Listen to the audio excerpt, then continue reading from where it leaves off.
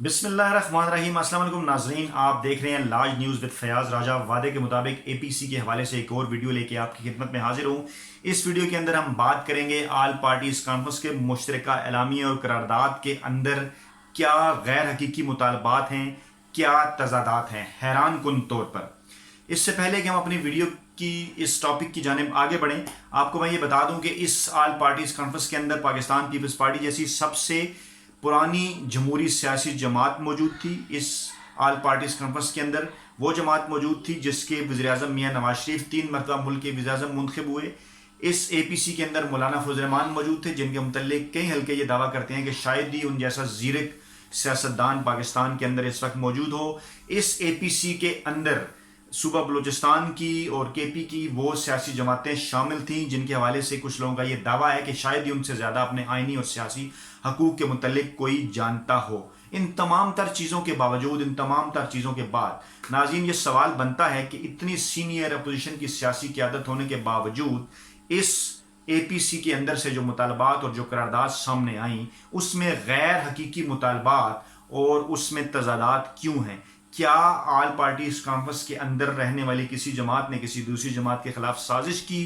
क्या किसी को नीचा दिखाने की कोशिश की गई, या क्या किसी को मुस्तकबिल की सियासत के हवाले से फंसाया गया या घेरा गया? ये मैं आपको उन तजादात के अंदर बताऊंगा कि वो तजादात क्या हैं।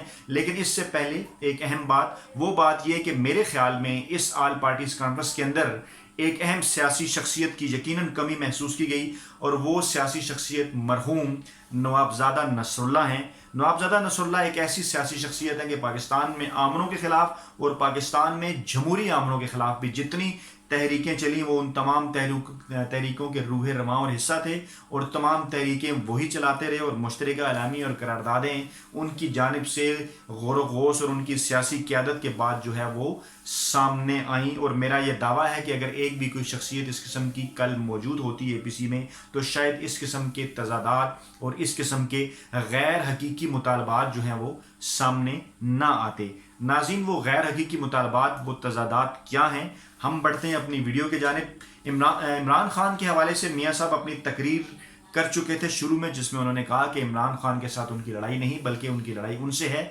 जो इमरान खान को लेकर आए। इसके बावजूद जो पहला मुतालबा किया गया एक्शन प्लान में वो ये था कि इमरान खान इस्तीफ़ा दें। अब सवाल ये बनता है कि आपकी तो लड़ाई इमरान खान से नहीं है, फिर इमरान खान इस्तीफ़ा क्यों दें?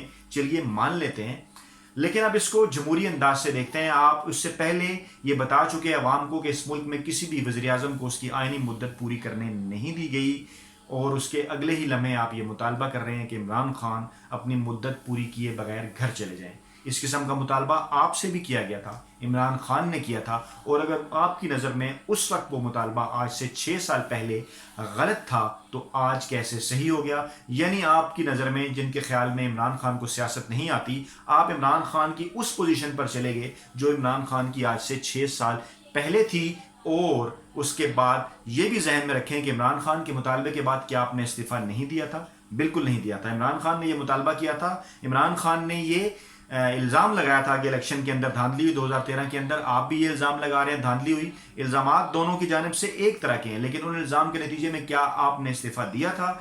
और फिर तमाम तर इदारों की, मुल्की और बैनुल-अक़वामी इदारों की जो रिपोर्ट्स हैं वो मैं ये बताती हैं कि 2018 के इलेक्शन जो हैं वो 2013 की निस्बत कहीं बेहतर थे। ये तमाम तर रिपोर्ट्स इंटरनेट के ऊपर भी अवेलेबल हैं, इदारों के पास भी मौजूद हैं, फैफन की वेबसाइट के ऊपर भी हैं, गैर मुल्की इदारों की, यूरोपीय यूनियन की तमाम तर रिपोर्ट्स जो हैं मौजूद हैं। बेकायदगियाँ हर इलेक्शन में होती हैं, यकीनन इस इलेक्शन में हुई, लेकिन ये पहले से इलेक्शन से कहीं बेहतर थे। तो अगर इस मुतालबे के बायस आपने इस्तीफ़ा नहीं दिया तो इमरान खान इस्तीफ़ा क्यों दें? ये गैर हकीकी और गैर जमहूरी मुतालबा है। अगले ही लम्हे ये कहा जाता है कि आप तहरीक चलाएंगे, आप लॉन्ग मार्च करेंगे। एक एक्शन प्लान देते हैं अक्टूबर, दिसंबर और जनवरी, और फिर लॉन्ग मार्च, यानी वही लफ्ज़ लॉन्ग मार्च, वही लफ्ज़ धरना जिसका आप जिक्र करते हैं, मुनासिब वक्त पे धरना भी दिया जाएगा, जिससे आपको चिढ़ थी।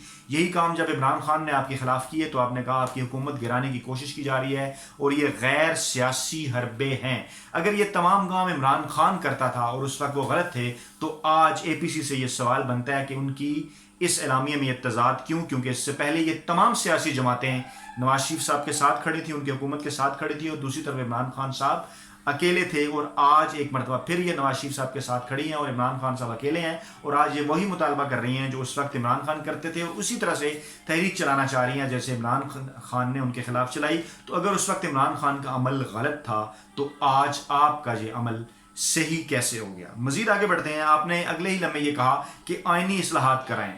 جی بالکل، کتنا بڑا تضاد ہے. عمران خان استعفیٰ دے دیں، آپ کہہ رہے ہیں آپ تحریک چلائیں گے اور ساتھ میں آپ یہ بھی کہہ رہے ہیں کہ آج کے بعد یعنی کل کے بعد جو گزر گیا آپ پارلیمنٹ سے کوئی تعاون نہیں کریں گے. تو پھر آئینی اصلاحات کون کرائے گا؟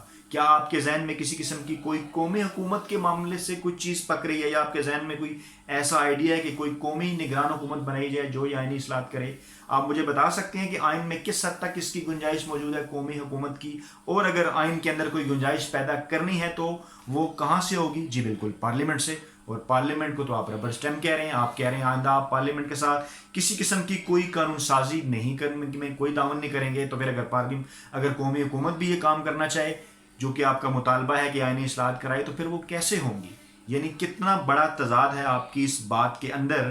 اگلی بات آپ نے اس میں بات کی کہ اسٹیبلشمنٹ جو ہے وہ نہ حکومت کے ساتھ رہے، بلاول صاحب نے اپنی تقریر میں کہا، اور نہ اپوزیشن کے ساتھ رہے. تو ماضی میں تو آپ یہ شور کرتے رہے کہ جو اسٹیبلشمنٹ ہے وہ حکومت کے ساتھ ایک پیج کے اوپر نہیں ہوتی تھی، جس کے نتیجے میں اپوزیشن اس کا فائدہ اٹھاتی تھی اور پھر غیر جمہوری طریقے سے جو ہے وہ حکومت کو گرایا جاتا تھا. یہ بات تو درست ہے کہ اسٹیبلشمنٹ کسی قسم کی سیاست میں حصہ نہ لے، لیکن بے شمار ایسے ملک کے جو سیکیورٹی کے معاملات ہیں، ملک کو جو چلانے کے معاملات ہیں، جو دیگر معاملات ہیں جہاں فوج کی ضرورت پڑتی ہے، جہاں عدلیہ کی ضرورت پڑتی ہے، وہاں کے اوپر عدلیہ اور اسٹیبلشمنٹ اگر اس وقت حکومت کے ساتھ ایک پیج کے اوپر ہے تو آپ کو تو خوش ہونا چاہیے، کیونکہ ماضی میں آپ اسی بات کا گلہ کرتے رہے کہ عدلیہ اور اسٹیبلشمنٹ آپ کو کام نہیں کرنے دے رہی.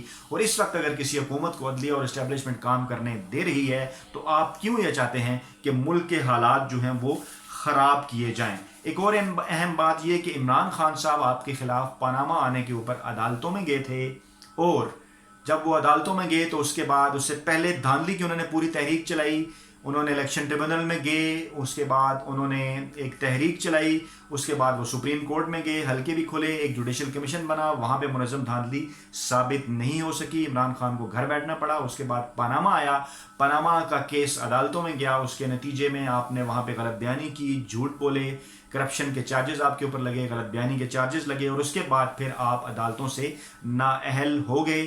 اس میں قطعاً عمران خان کے استعفے کی وجہ سے، مانگنے کی وجہ سے آپ کو گھر نہیں جانا پڑا. تو اس طرح یہ ایک سب سے بڑا تضاد ہے جو اس آل پارٹیز کانفرنس کے اندر تھا. یہ تضادات میں نے آپ کے سامنے رکھ دی ہیں، اس کا فیصلہ اب عوام نے کرنا ہے. اور جاتے جاتے ایک بات اور میں آپ کے سامنے یہ رکھوں گا کہ آپ عدالتوں سے ریلیف لے کے میاں صاحب، اور آپ ایک بہت بڑا حلقہ یہ کہتا ہے کہ اسٹیبلشمنٹ سے ڈیل کر کے جو ہے وہ ملک سے باہر گئے، تو ابھی بھی اگر آپ کا ان کے اوپر اعتماد ہے عدالتوں کے اوپر، کیونکہ آپ کچھ عرصہ پہلے ہی ان سے ریلیف لے کے گئے ہیں، تو آپ نے یہ جو ایک مطالبہ کیا عاصم سلیم باجوہ صاحب کے حوالے سے کہ ان کے جو ہے اثاثوں کی تحقیقات کرائی جائیں اور باقی معاملات، تو اس قسم کے کئی مطالبات عمران خان بھی کرتا رہا، آپ نہیں مانتے تھے. اس کے بعد وہ سپریم کورٹ چلے گئے، اس کے بعد وہ نیب میں گئے، انہوں نے تحریک چلائی. تو آپ کیوں یہ کام نہیں کرتے؟ آپ کیوں باجوہ صاحب کے خلاف جو ہے وہ تحریک نہیں چلاتے؟ عاصم سلیم باجوہ صاحب کے خلاف آپ کیوں سپریم کورٹ میں یہ کیس نہیں لے کر جاتے؟ آپ کیوں نیب کو ایک درخواست نہیں دے دیتے؟ تو یہ وہ تمام تر تضادات تھے جو میں نے آپ کے سامنے رکھے. اے پی سی کے حوالے سے مزید ویڈیوز لے کر بھی آپ کی خدمت میں حاضر ہوں گے. اپنا بہت خیال رکھیے گا. اللہ حافظ.